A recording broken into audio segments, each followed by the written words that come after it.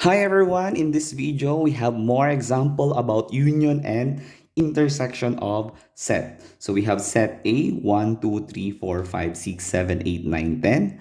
Set B we have 2, 3, 5, and 7. And in set C we have 1, 3, 5, 7, and 9.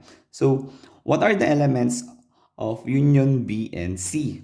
So union, when we say union, the common elements, we're going to combine the elements of set B and set C. Union. So we have 1, 2,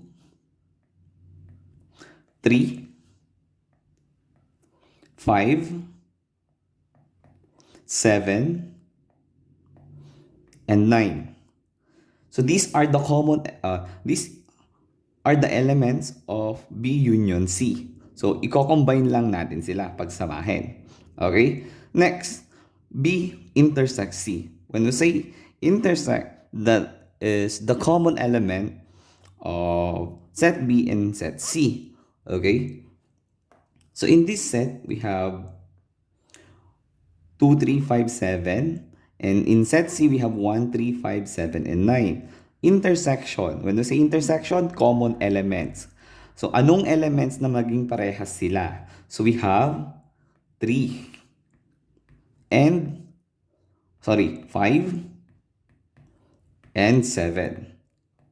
So, the common elements of B and C is 3, 5, 7. So, that is intersection. Okay, the intersection of B and C are 2, 5, and 7. Next, A intersects C. So A intersects C, the common elements of A and C, we have 1,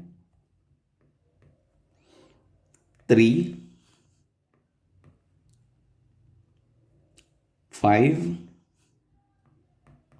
and 7 and 9.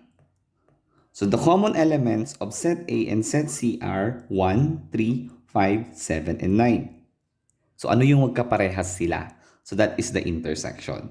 Again, union, combine, intersection, the common elements.